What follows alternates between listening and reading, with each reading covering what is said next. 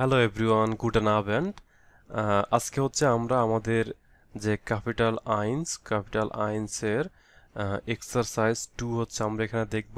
তো আমরা এখানে একটা অটো ইংলিশে ট্রান্সলেট হয়ে যাচ্ছে বিকজ অফ আমি এখানে একটা এক্সটেনশন ইউজ করেছি। এটা অটোমেটিক জার্মান থেকে ইংলিশ হয়ে যায়। সো আমরা এর আগের ক্লাসে হচ্ছে আমরা এই এক্সারসাইজটা দেখেছিলাম। আশা করি আপনারা এটা বুঝছেন যে এখানে আমরা কখন ভো ইউজ করলে কি হবে আর ভো হিয়ার ইউজ করলে কি হবে। তো যদি এটা বুঝে না থাকেন অবশ্যই এটা আগে দেখে নেবেন। তো এখন হচ্ছে আমরা সেকেন্ড এক্সারসাইজ চলে যাব, সেটা হচ্ছে এর কমট জি ভোন্ট, মানে সে কোথায় থাকে এবং কোথা থেকে এসেছে। তো এই রিলেটেড এখানে একটা এক্সারসাইজ আছে। আমরা হচ্ছে আলে জুজামেন, মানে আমরা একসাথে হচ্ছে এটা সলভ করব। এখানে এর মানে হচ্ছে হি আর জি মানে হচ্ছে শি। তো এখানে একজন ছেলে আছে, একজন মেয়ে আছে। তাহলে আমরা এখানে অবশ্যই আপনারা দেখে এটা দেখে বুঝতে পারবেন, যখন ক্যাপিটাল জি থাকবে তখন বুঝতে হবে যে এখানে এটা ফর্মাল সেন্টেন্স। ঠিক আছে, দেখেন এখানে যেখানে যেখানে ক্যাপিটাল জি আছে বুঝতে হবে এটা ফর্মাল সেন্টেন্স। আর ফর্মাল সেন্টেন্সে ভার্বের মেইন ফর্ম বসে। তাহলে এখানে কি হবে, ভো মানে হচ্ছে হয়ার, হয়ার, তাহলে এখানে কি হবে জি। তাই না, এখানে এখানে আপনি কি লিখবেন, ভো কমেন জি, না কমেন তো হবে না, কারণ কমেন হলে এখানে হবে কি ভো হিয়া। কাম মানে হচ্ছে আশা, তাহলে এখানে হবে যদি ভো হিয়া থাকতো তাহলে আমরা ইউজ করতাম কমেন। যেহেতু এখানে ভো আছে তাহলে আমরা ইউজ করব কি ভোন্ট, যেহেতু এখানে ভোন্ট আছে। আর এরপর এখানে কি আছে, ইন আছে। তো এর আগের ভিডিওতে আমি বলেছিলাম ভো এবং ভো হিয়ারের মধ্যে ডিফারেন্সটা। সো ভো হলে আমি বলছিলাম যে সিটির নাম উল্লেখ থাকবে, আর যখন ভো হিয়ার থাকবে তাহলে এখানে কি হবে, এখানে এখানে আউস থাকবে। আউস, আউস মানে হচ্ছে ফ্রম, দেন একটা দেশের নাম থাকবে এখানে। তাহলে এখানে আমরা লিখব কি ভো ভোনেনজি। তাহলে ভোন্ট, ভোন্টের মেইন ফর্মটা কি হবে এখানে ভোনেনজি, ভো ভোনেনজি। তাহলে এখানে কি হবে ইশ বোনে, মানে আই লিভ ইন। তাহলে এখানে তাহলে ইশের সাথে কি হবে, বোনেন থাকলে ইশ বোনে হবে। Second example, V dash do ইশ ইয়ান। দেখেন এখানে একজনের নাম আছে, তার মানে এখানে নাম জিজ্ঞেস করছে। এখানে ডু মানে হচ্ছে ইনফর্মাল, তাহলে এখানে কি হবে ভি হাইজ ডু, মানে তোমার নাম কি, ভি হাইজ ডু, তোমার নাম কি। তাহলে এখানে কি হবে ইশ হাইসে, এটা হাইসেন থেকে এখানে ডু হওয়ার কারণে হাইস্ট হয়েছে। আর এখানে ইশের সাথে হবে হাইসে, ইশ হাইসে ইয়ান, মানে হচ্ছে আমার নাম ইয়ান। তাহলে এখানে আবার ক্যাপিটাল, আর এখানে দেখেন ইশ, এখানে আছে ভেয়া, মানে এখানে দেখেন ভেয়া, এখানে আবার বলছি ইশ, এখানে একটা নাম, মানে জেলিনা লাং, মানে সে তার নাম।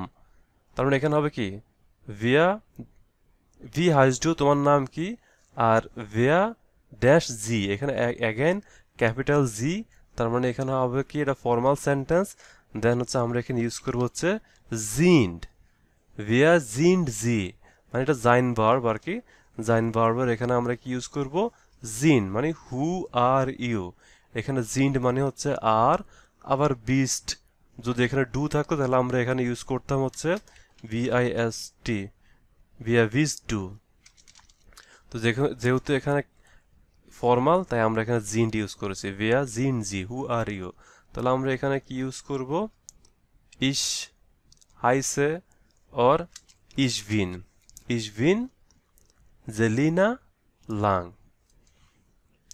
ওকে, দেন নেক্সট কোশ্চেন, ভোহিয়া। দেখেন এখানে ভোহিয়া ইউজ করেছে, আর আমি বলেছিলাম যখন ভোহিয়া থাকবে তখন আউস থাকবে এবং এখানে একটা বড় একটা সিটির নাম বা দেশের নাম থাকবে।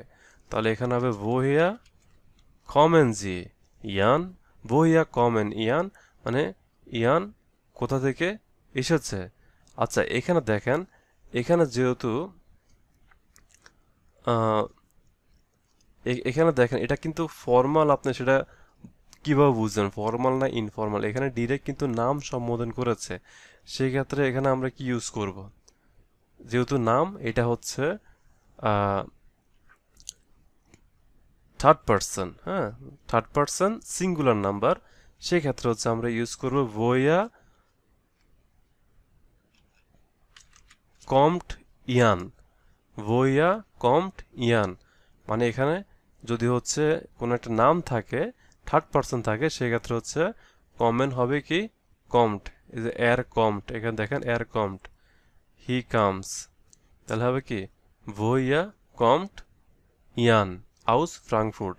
দেন এখানে কি হবে ভো won't ডু মানে হোয়ার ডু ইউ লিভ, তাহলে ইন সুরিস, ইন সুরিস, এখানে সুরিক্স মানে কি সুরিক এর একটা প্লেসের নাম সুরিস, তাহলে হচ্ছে এখানে কি হবে ভো won't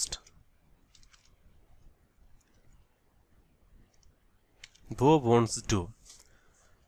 তাহলে এখন হচ্ছে আমরা এটা চেক করে দেখব যে আমাদের আনসারগুলো ঠিক হয়েছে কিনা, আর আমার প্রোনাউন্সিয়েশন যে 100% কারেক্ট হবে সেটা আপনারা অবশ্যই বুঝতে পারতেছেন যে কারেক্ট না হওয়ারই কথা, যেহেতু আমি নেটিভ জার্মান না।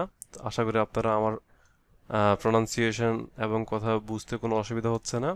তাহলে হচ্ছে আমরা এখন চেক করব যে আমাদের আনসারগুলো ঠিকঠাক হয়েছে কিনা। তো এখানে আমরা দেখতে পাচ্ছি যদি এই টিক মার্কের সাথে যদি সবকিছু মিলে যায়, তার মানে হচ্ছে কি আমাদের আনসারগুলো সবগুলাই সঠিক। যেহেতু এখানে দেখতে পাচ্ছেন এই যে এই কালার আর আমার আনসারের ব্যাকগ্রাউন্ড কালার সেম, তার মানে কি আমাদের আনসারগুলো সঠিক। তো নেক্সট ভিডিওতে হচ্ছে আমরা ফ্রাগেন আনভোর্টের মানে কোশ্চেন এবং আনসার, হ্যাঁ, এই নেক্সট এক্সারসাইজটা দেখব পরবর্তী ভিডিওতে। তো আজকে এখানে শেষ করলাম, আল্লাহ হাফেজ।